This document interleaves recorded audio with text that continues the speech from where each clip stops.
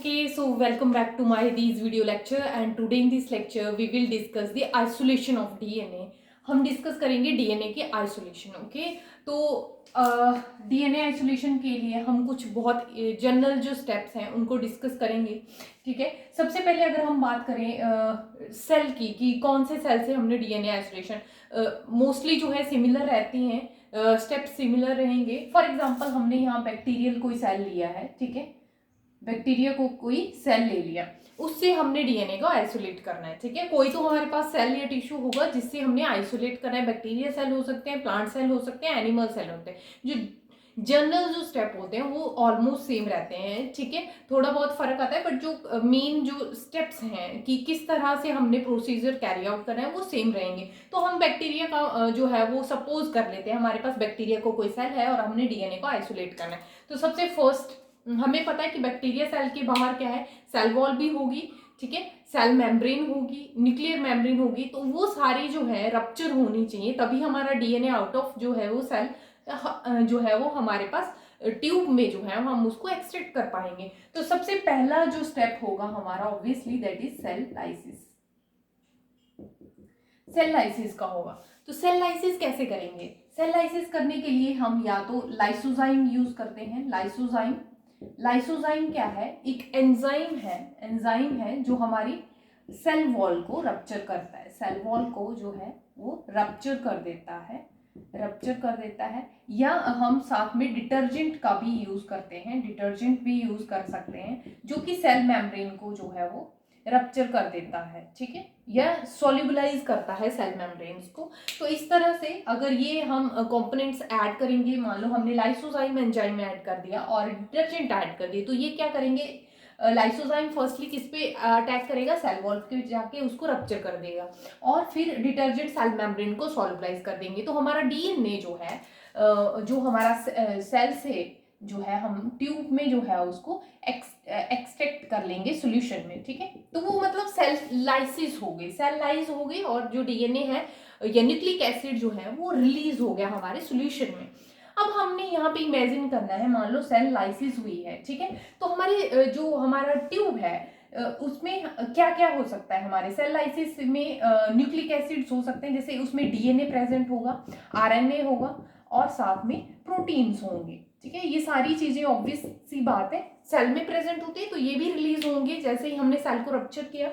But हमें purify करना है ओनली डीएनए को. ठीक है, हमने किसको प्यूरिफाई करना है? सिर्फ डीएनए को. हम इंटरेस्टेड हैं डीएनए की आइसोलेशन के लिए, तो हमें सिंपली क्या चाहिए ट्यूब में? सिर्फ डीएनए.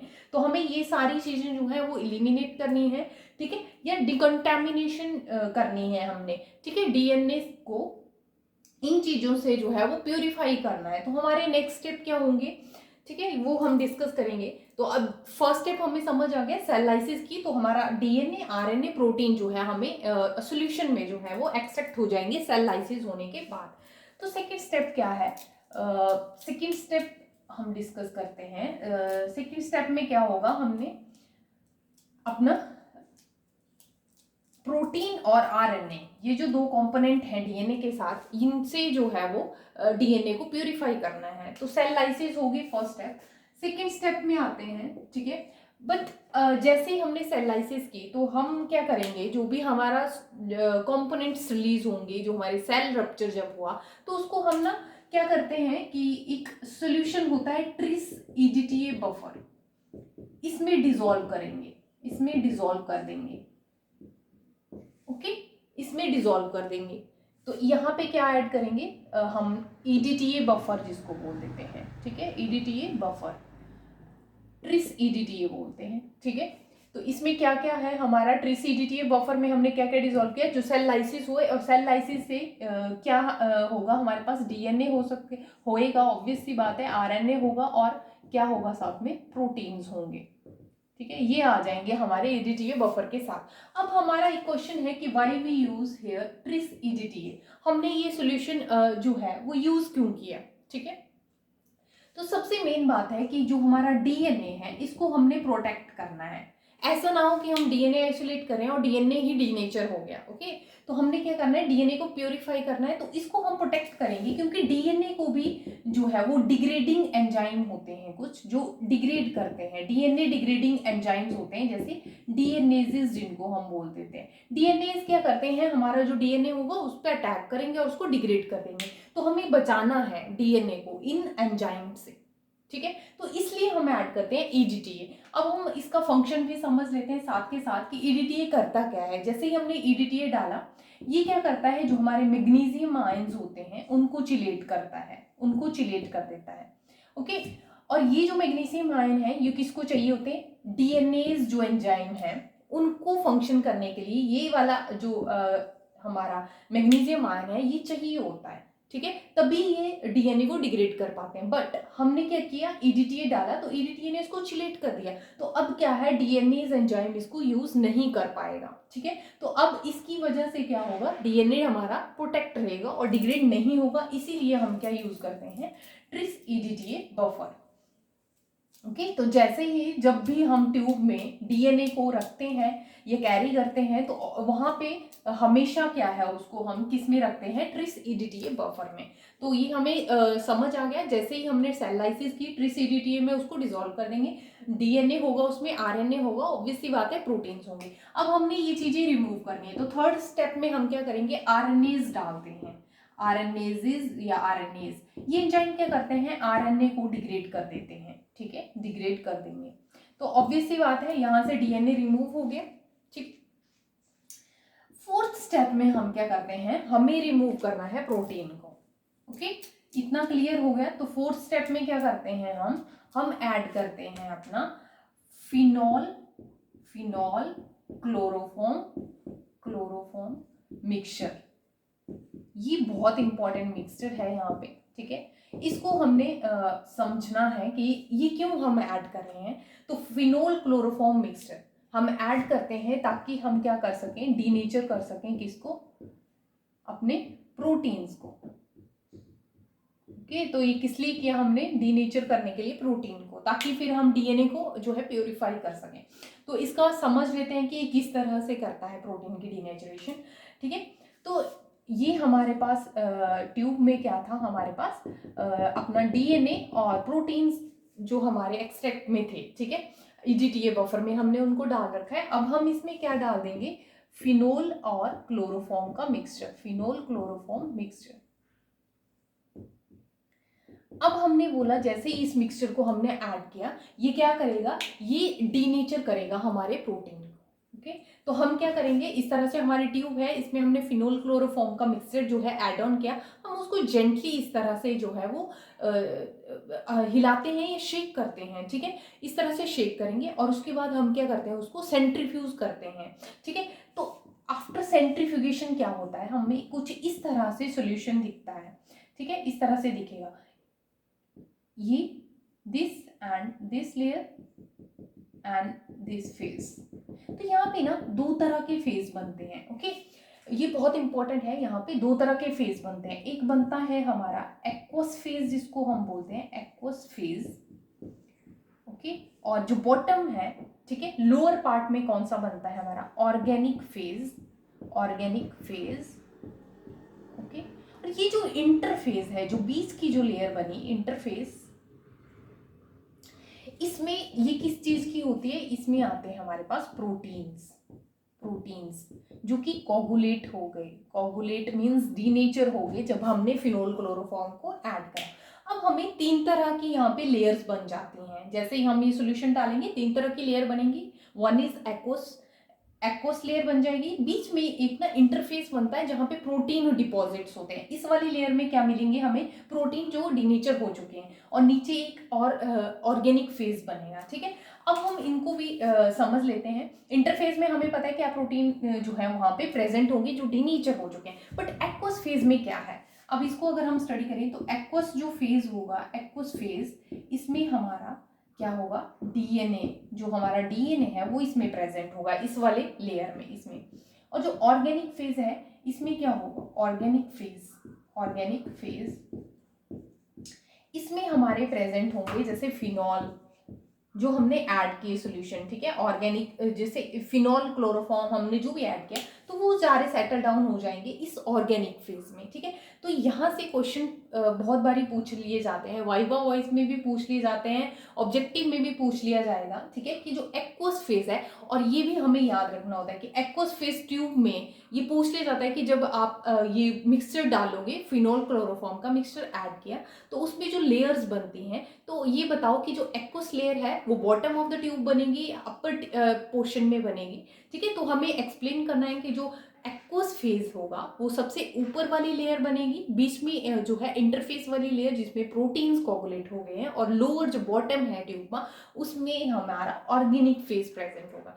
तो हमें क्या चाहिए, डीएनए जो कि कहाँ प्रेजेंट है, एक्वस फेज में, जो सबसे ऊपर वाली लेयर है, ठीक है। तो हमने क्या करना है, हमने क्या करना है कि ये हमें क्लियर होगी तीनों स्टेट फेजेस जो हमने यहाँ पे राइट डाउन कर रखे हैं। अब हम क्या करेंगे, हमें पता है कि ये जो एक्वस फेज है, एक्वस जो फेज है, ठीक है, इसमें हमारा डीएनए प्रेजेंट है। तो हम क्या करेंगे, माइक्रोपिपेट से ये वाला जो पार्ट है, ये वाला पार्ट जो ये पार्ट है, इसको हम क्या करेंगे, कलेक्ट कर लेंगे अपनी नेक्स्ट ट्यूब में, ठीक है। एक ट्यूब ली और इसमें ये वाला जो है माइक्रोपिपेट से हम जो है वो यहाँ पे कलेक्ट कर लेंगे। तो हमारा सॉल्यूशन में अब क्या आ गया हमारे पास, हमारे पास आ गया डीएनए जो कि एक्वस फेज की फॉर्म में है। तो डीएनए आ गया हमारा जो एक्वस फेज की फॉर्म में है। तो अब हमारे पास जो कंटैमिनेशंस थी आरएनए और प्रोटीन्स की वो रिमूव हो चुकी हैं। अब हमारे पास ओनली क्या है, ट्यूब में हमारा डीएनए है, पर वो एक्वस फेज की फॉर्म में है। मींस अभी भी इसमें क्या है, सॉल्यूशंस जो हैं या कुछ सॉल्ट्स जो हैं प्रेजेंट हो सकते हैं। तो हम नेक्स्ट स्टेप क्या करेंगे, हम क्या करेंगे, इसमें ऐड करेंगे अपना एब्सोल्यूट इथेनॉल। ओके, बहुत इंपॉर्टेंट स्टेप है ये भी। एब्सोल्यूट इथेनॉल हम क्यों ऐड करते हैं, यहाँ पे भी क्वेश्चन पूछ लिया जाता है कि हम एब्सोल्यूट इथेनॉल ही क्यों यूज कर रहे हैं। तो एब्सोल्यूट इथेनॉल क्या है, ये जैसे ही हम क्या करते हैं, मान लो एक वॉल्यूम कोई भी क्वांटिटी है हमारे इस वॉल्यूम की, ठीक है, कुछ मिलीलीटर या माइक्रोलीटर्स में होगा, तो कोई भी क्वांटिटी है तो उसका हम डबल क्वांटिटी जो है वो वॉल्यूम जो है ऐड करेंगे एब्सोल्यूट इथेनॉल का। अगर एक वॉल्यूम हमारा डीएनए एक्वस फेज बन रहा है तो उसके डबल अमाउंट हम क्या ऐड कर देंगे, अपना एब्सोल्यूट इथेनॉल, ठीक है। अब ये करता क्या है, एब्सोल्यूट इथेनॉल जैसे ही ऐड करेंगे और उसको सेंट्रीफ्यूज किया जैसे ही ट्यूब को, हमें क्या है, प्रेसिपिटेट मिलते हैं, प्रेसिपिटेट मिलते हैं डीएनए के, जो कि प्योर फॉर्म में डीएनए है हमारा।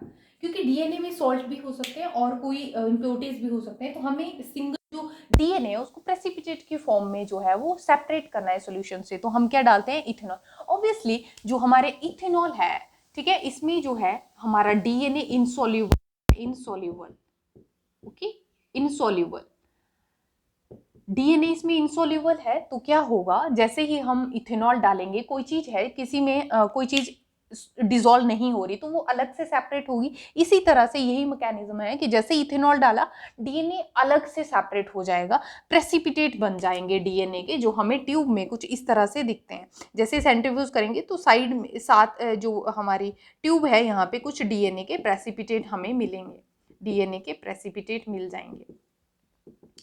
ओके, अब अगेन हम क्या करेंगे, हम इसको क्या करेंगे, ट्रिस ईडीटीए का जो बफर है उसमें रीडिजॉल्व कर देंगे। जो हमारे पास ये हमारे डीएनए के जो प्रेसिपिटेट हैं इनको किस में डालेंगे, ईडीटीए बफर में, और हम स्टोर कर सकते हैं उसको फ्रीज में, ठीक है, सॉल्यूशन को। डीएनए जो हमने एक्सट्रैक्ट किया, फर्दर हमें कुछ भी स्टडी करना है डीएनए के बारे में, एक्रोस जेल इलेक्ट्रोफोरेसिस से हम यूवी के अंडर जो है इसको चेक कर सकते हैं। डीएनए को हम इल्यूमिनेशन के थ्रू देख सकते हैं, यूवी के अंडर, यूवी रेज के अंडर हम जो है इसको देख सकते हैं। ओके, तो अब हम इसको फ्रीजर में स्टोर भी कर सकते हैं डीएनए के सैंपल जो प्रेसिपिटेट्स हमारे बने हैं, बट हम कैसे करेंगे, ट्रिस ईडीटी। ऑब्वियसली इसको बफर में हम रखेंगे। क्यों रखते हैं, क्योंकि ताकि हमारा डीएनए जो है वो एंजाइम्स के थ्रू डिग्रेड ना हो जाए। इसी को प्रोटेक्ट करने के लिए हम इसको किस में रखते हैं, ट्रिस ईडीटी बफर में हम उसको स्टोर कर लेंगे, ठीक है। और उसको टेम्परेचर दिया जाता है, ठीक है, फ्रीजर में हम उसको स्टोर करते हैं, कोल्ड टेम्परेचर में हम उसको स्टोर करते हैं। तो ये प्रोसीजर था डीएनए को आइसोलेट करने का। तो ये हमने स्टडी कर लिया, ठीक है, कि कौन कौन से स्टेप थे। फर्स्ट स्टेप हमें पता है, हम सेल लाइसिस करते हैं ताकि हमारा डीएनए जो है वो आउट ऑफ सेल जो है रिलीज हो जाए। तो रिलीज जब होता है हमारा डीएनए, ठीक है, उसके साथ आरएनए, प्रोटीन, ये तीनों भी आ जाते हैं, ठीक है। तो इनकी कंटामिनेशन को रिमूव करने के लिए हम आरएनएज डालते हैं ताकि आरएनए डिग्रेड हो जाए, और फिनोल क्लोरोफॉर्म का मिक्सचर डालते हैं ताकि प्रोटीन जो है हमारे वो कोगुलेट हो जाए, ठीक है। और उसमें से हम फिर जो एक्वस लेयर बनती है अपना सेपरेट कर लेते हैं डीएनए को, और एब्सोल्यूट इथेनॉल ऐड करते हैं ताकि उसके प्रेसिपिटेट मिल सके, और उसको हम ट्रेस ईडीटी बफर में रिडिजॉल्व करके स्टोर कर सकते हैं फर्दर स्टडी के लिए, ठीक है। ये हो गया हमारा डीएनए का आइसोलेशन। अब यहाँ से मोस्ट कॉमनली कई बार क्वेश्चन पूछ लिया जाता है, ईडीटीए की फुल फॉर्म क्या है, ठीक है। फुल फॉर्म ऑफ ईडीटीए, तो ईडीटीए की फुल फॉर्म क्या है, ethylene diamine tetra acetic acid, okay. Ethylene diamine tetra acetic acid. बहुत बार ये क्वेश्चन पूछा जाता है कि what is the full form of EDTA, और ये काम क्या करता है, ईडीटीए का काम क्या है, चिलेट करता है ये मैग्नीशियम्स आयन को, जो कि किसके लिए रिक्वायर्ड होते हैं, डीएनए करते हैं, हमारे डीएनए को डिग्रेड करते हैं, ओके। तो इसकी हेल्प से जब चिलेशन हो जाती है, जब ईडीटीए डालते हैं, तो इसकी हेल्प से डीएनए प्रोटेक्ट रहता है सॉल्यूशन में, ओके। तो ये एक पॉइंट हो गया। दूसरा पॉइंट ये पूछ लिया जाता है, वाइवा में भी पूछ लिया जाता है कि फिनोल क्लोरोफॉर्म मिक्सचर क्या करता है, ठीक है। जब इसको हम ऐड करते हैं तो what is the purpose of this solution phenol chloroform to add.